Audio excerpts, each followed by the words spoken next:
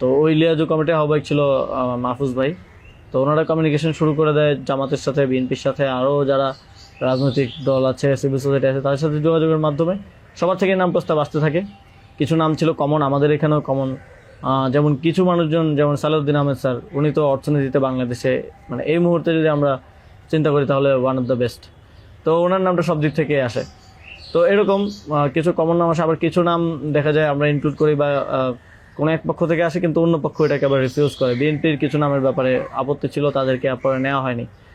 তো এভাবে একটা মোটামুটি সবার সাথে কনসালটেশনের ভিত্তিতে একটা উপদেষ্টা তালিকা করা হয়।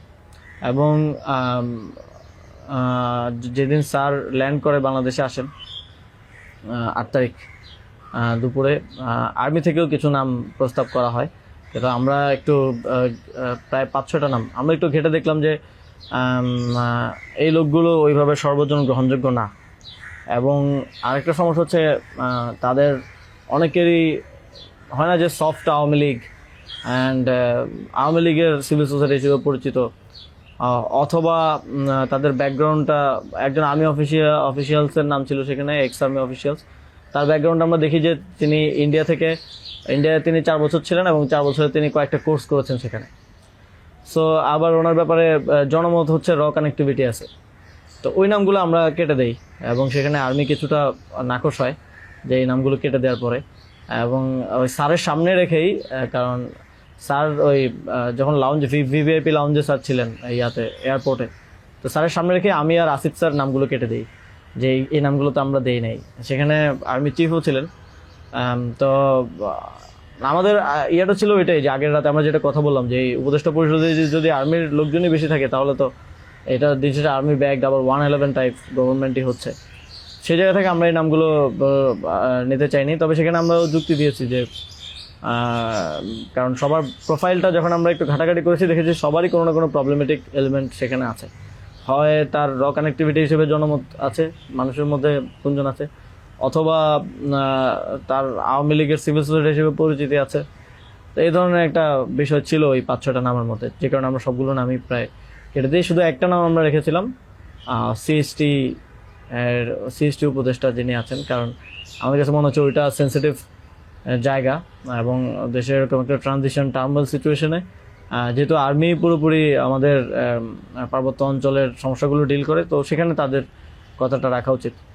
সেই জায়গা থেকে ওনার নামটা আমরা রাখি, শুধু আর্মির প্রপোজাল থেকে বাকিগুলো কেটে দেওয়া হয়। তো এভাবেই একটা এবং এছাড়াও আরেকটা ইয়ে ছিল যে 6 তারিখ আর্মির সাথে আমাদের একটা বৈঠক হয়, 3 বাহিনী প্রধান তারপর রাষ্ট্রপতি, প্রায় 4 ঘন্টার একটা বৈঠক হয়। যেটার মূল কথাটা ছিল যে সেনাপ্রধানের দিক থেকে মূল ভেটোটা ছিল যে ডক্টর মোহাম্মদ ইউনূস কেন, why not any other person. তো আমরা আমাদের জায়গায় অ্যাডামেন্ট ছিলাম, বিকজ আমরা তো 5 তারিখ রাতেই ঘোষণা দিয়ে দিয়েছি যে doctor Muhammad Yunus will be the chief adviser of the next interim government. এবং সেটা এক ধরনের বৈপ্লবিক কায়দায় আমরা ভিডিও বার্তা দিয়ে ঘোষণা দিয়ে দিয়েছি, আমরা কোনো নিয়মের কিংবা সংবিধানের তোয়াক্কা সে সময়টাই করে নেই। কিন্তু উনি বারবার বলার চেষ্টা করছিলেন যে ডক্টর মোহাম্মদ ইউনূসের নামে মামলা আছে, তিনি একজন কনভিক্টেড পারসন। একজন কনভিক্টেড পারসন আসলে কিভাবে হতে পারে, একটা দেশের প্রধান উপদেষ্টা হতে পারে। তো আমরা যখন এগুলো ডিবাঙ্ক করতেছিলাম কথাগুলোকে যে এগুলো তো আওয়ামী লীগের সময়ের পলিটিক্যালি মোটিভেটেড মামলা, এই মামলা তো দেখা গেছে সবার নামে পাওয়া যাবে, আমাদের নামেও আছে।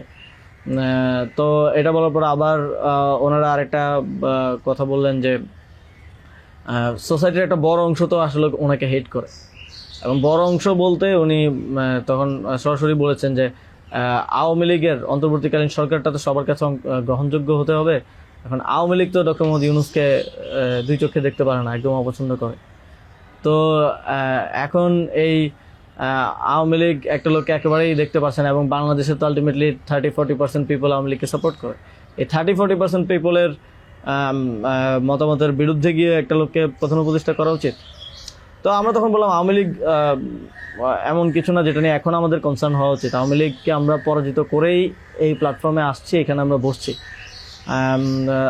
আওয়ামী লীগ কি চাইলেও না চলে এটা এখন আর ম্যাটার করে না কোনোভাবেই। কিন্তু উনি বারবার এই কথাটা ঘুরে ফিরে বলতেছিলেন যে এই সরকার তো একটা নির্বাচন আয়োজন করবে, এই জন্য বিএনপি আওয়ামী লীগ সবার কাছে এই সরকারের গ্রহণযোগ্যতা থাকা প্রয়োজন। আওয়ামী লীগ তো ইয়াকে প্রধান ডক্টর মোহাম্মদ ইউনূসকে একেবারেই দেখতে পারে না, ওনাকে আওয়ামী লীগ মেনে নেবে না উনি আসলে। কিন্তু আমাদের কথা ছিল যে আওয়ামী লীগ তো এখন আর এই মুহূর্তে ডিসিশন মেকিংয়ে আওয়ামী লীগ ম্যাটার করে না। এটা গণহত্যা ঘটনার পরে সে কি ভাবলো বা তার কি পজিশন, দ্যাট ডাজন্ট ম্যাটার। এরপরও ওনারা নানা ধরনের যুক্তি দিতে পারে এবং শেষে 4 ঘন্টা এই বিষয়ের উপরে ডিসকাশন হয়। 4 ঘন্টা, আধা ঘন্টা হয়তো অন্যান্য ইস্যুস নিয়ে ডিসকাস হয়েছিল, বাট 4 ঘন্টা প্রায় 3.5 ঘন্টা ইস্যু নিয়ে ডিসকাস হয়। তো এখানে আসছিলাম আমি, নাহিদ ভাই, মাহফুজ ভাই আর নাসির ভাই, আর বাকি আমাদের সাথে যারা ছিল তারা বাইরে অপেক্ষা করছিল। আসিফ স্যার ছিল, তারপরে তানজিমুদ্দিন স্যারও ছিল, আরও সমন্বয়িকা ছিলেন আরও 10-12 জন, সবাই বাইরে অপেক্ষা করছিল আর কি এই 4 ঘন্টা।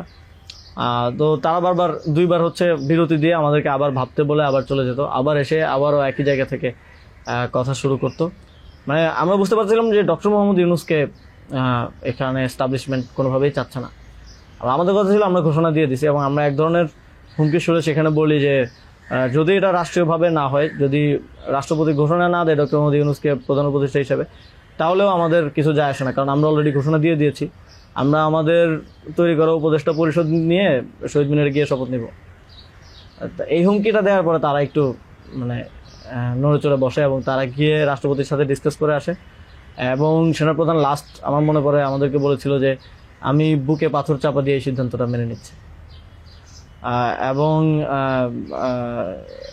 তো আমাদের জায়গাটা ছিল খুবই রিজেক্ট যে ডক্টর মোহাম্মদ ইউনূসকে না আনতে পারলে এখানে একটা শক্ত সরকার গঠন করা পসিবল হবে না। এবং আর্মির যেই মোটিভেশন ছিল, এটা আবার 1-11-র মতো একটা সরকার গঠন করা তাদের মোটিভেশন ছিল।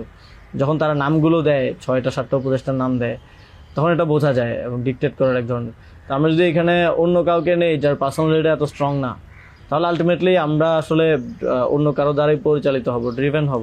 এই সরকারটা আত্মনির্ভরশীল একটা স্বতন্ত্র সরকার হতে পারবে না। তো তারপর তো ঘোষণা দেয়, রাষ্ট্রপতি ঘোষণা দেয় ডক্টর মোহাম্মদ ইউনূসকে প্রধান উপদেষ্টা হিসেবে 6 তারিখে, এবং 8 তারিখ হচ্ছে পরবর্তী উপদেষ্টা পরিষদটা গঠিত হয়। 8 তারিখ শপথ অনুষ্ঠানটা হয়। স্যার যখন সার্জারি শেষ করে দেশে আসেন, তারপর ওই দিন সন্ধ্যায় সরকারটা গঠিত হয়।